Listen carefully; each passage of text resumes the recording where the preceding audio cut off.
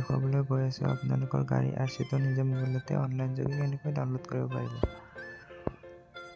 তো গাইজ, তাহলে আমি ভিডিঅ'টো আৰম্ভ কৰিছোঁ, আপোনালোকে শেষলৈকে চাই থাকিব।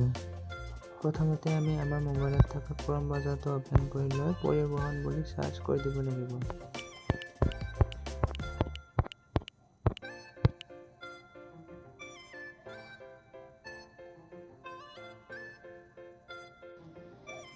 তাৰপিছত আপুনি টপত থকা 3 লাইন বুটানত ক্লিক কৰি মোবাইলটো ডেস্কটপ মডলৈ লৈ আনিব। তাৰপিছত প্ৰথমত থকা লিংকটোত ক্লিক কৰি দিব।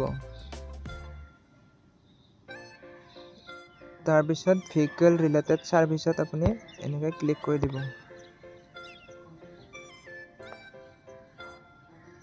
তাৰপিছত আপোনাৰ ষ্টেটখন চিলেক্ট কৰি ল'ব।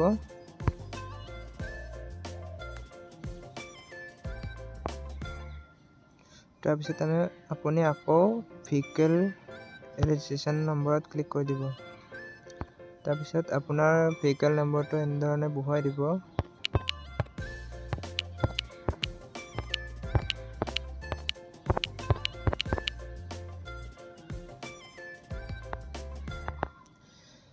তাৰপিছত আপুনি খালী বক্সটোত টিক মাৰ্ক লগাই প্ৰচিড কৰি দিব। তাৰপিছত আকৌ প্ৰচিড কৰি দিব।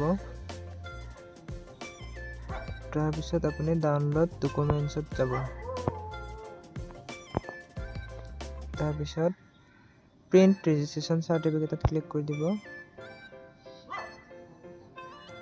তাৰপিছত আপুনি আপোনাৰ গাড়ীৰ চেচিছ নম্বৰটো লাষ্ট 5 ডিজিট বহুৱাই দিব।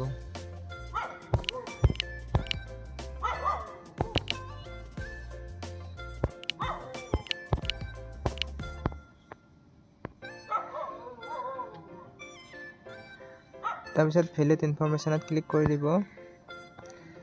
তাৰপিছত আপোনাৰ টিক মাৰ্ক লগাবলৈ আহিব। আকৌ খালী ঠাইটোত টিক মাৰ্ক লগাই জেনেৰেট OTPত ক্লিক কৰি দিব। এতিয়া আপোনাৰ ৰেজিষ্ট্ৰেশ্যন মোবাইল নম্বৰত OTP যাব। OTPটো আপুনি এনেধৰণে বহুৱাই দিব।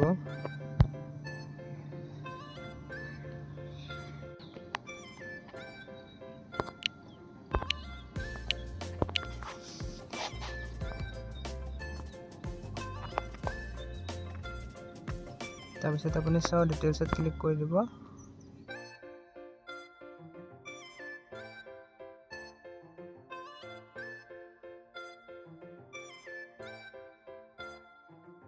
তাৰপিছত এনেকৈ ধুনীয়াকৈ আৰচিটো আপোনাৰ ওলাই আহিব। তাৰপিছত আপুনি এনেকৈ স্ক্ৰীনশ্বট কৰি ল'ব।